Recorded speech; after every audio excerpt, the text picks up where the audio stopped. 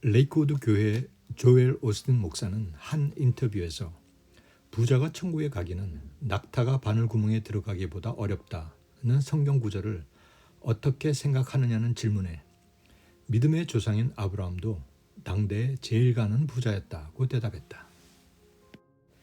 그의 말대로 아브라함은 과연 당대에 제일 가는 부자였을까?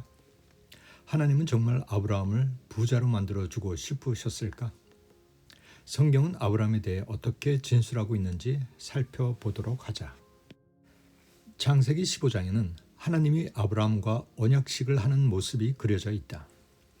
여기서 하나님은 그들의 하나님이 되겠다고 약속하신다.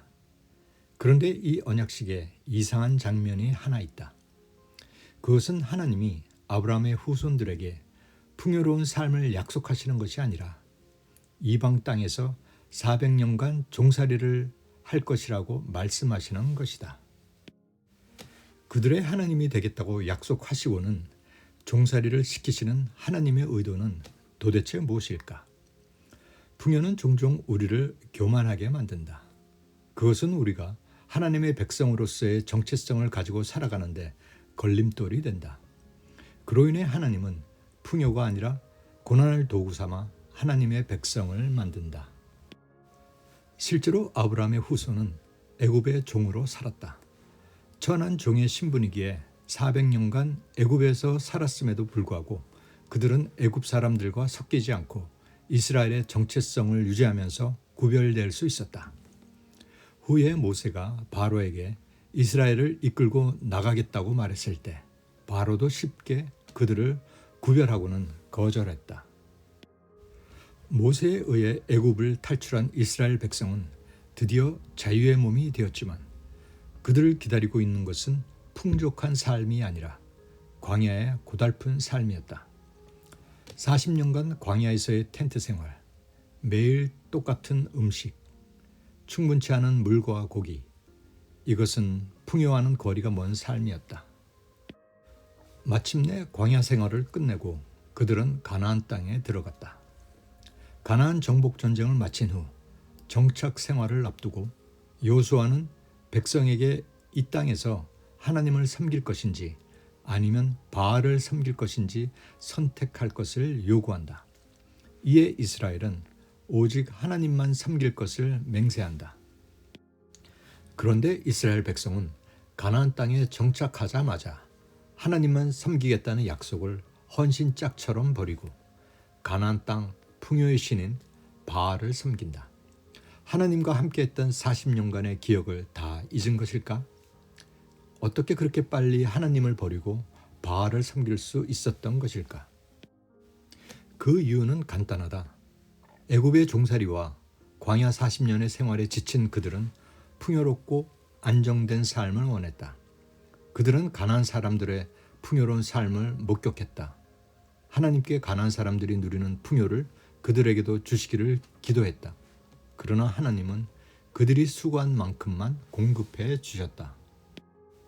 하나님이 주시는 것에 만족하지 못한 이스라엘은 가나안 사람들이 섬기는 풍요의 신 바알에 눈을 돌렸다. 그리고 가나안 사람들이 누리는 풍요는 바알로부터 나온다는 것을 알았다. 그래서 그들도 바알을 섬기기 시작했고 바알을 섬기자 그들도 더 많은 것을 얻을 수 있었다. 이 부분에서 현대 크리스천들이 크게 오해하는 것이 하나 있다.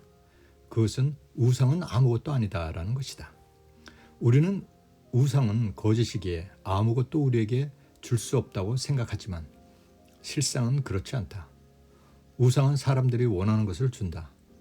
아무것도 주지 않는다면 누구도 우상을 섬기지 않을 것이다.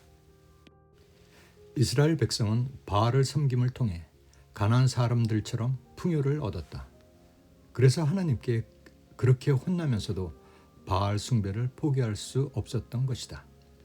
반면 그들이 하나님으로부터 받은 것은 고난밖에 기억나지 않는다. 하나님은 그들이 불순종할 때마다 고난을 주셨다. 인간은 자신들이 원하는 것을 갖기 위해 신을 만들었다. 그러므로 만들어진 신, 우상은 허구가 분명하다. 그런 허구의 신이 어떻게 인간이 원하는 풍요를 줄 수 있을까? 그것은 우리가 마음을 다해 하나님을 사랑하는지 시험하기 위해 우상의 풍요를 주는 것을 하나님이 허락하셨기 때문이다. 그래서 바알은 풍요를 무기로 우리를 유혹한다.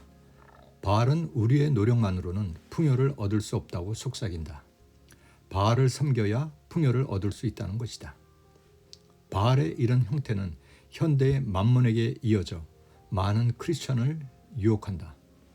심지어 만몬은 교회가 부를 쌓는 것을 정당화하는 신학적 논리를 제공하는 번영 신학까지 만들었다.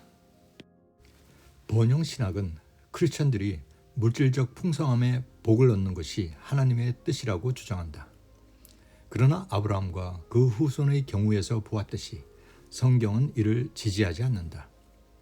욥은 부유했을 때 하나님을 귀로만 들었지만 하나님이 허락하신 고난을 겪은 후에는 하나님을 눈으로 뵙는다고 고백했다. 하나님은 고난으로 우리와 소통하신다. C.S. 루이스는 고통은 귀먹은 세상을 불러 깨우는 하나님의 메가폰이라고 말했다. 바알은 풍요로 사람들을 유혹하지만 하나님은 고난을 통해 세상을 일깨우시고 하나님이 누구신지 알려주신다. 풍요는 하나님이 쓰시는 도구가 아니다. 하나님은 내 손이 수고한 대로 먹는 삶을 복되고 형통하다고 하셨다. 그래서 예수님도 주기도문에서 일용할 양식을 위해 기도하라고 말씀하셨다. 기본적으로 예수님은 이 땅에서 하나님과 재물을 분리하셨다. 그래서 하나님과 재물을 겸하여 섬길 수 없다고 말씀하셨던 것이다. 재물을 사랑하는 자는 그 마음에 만몬의 악한 속성이 가득하기 때문에 하나님을 섬길 수 없다는 뜻이다.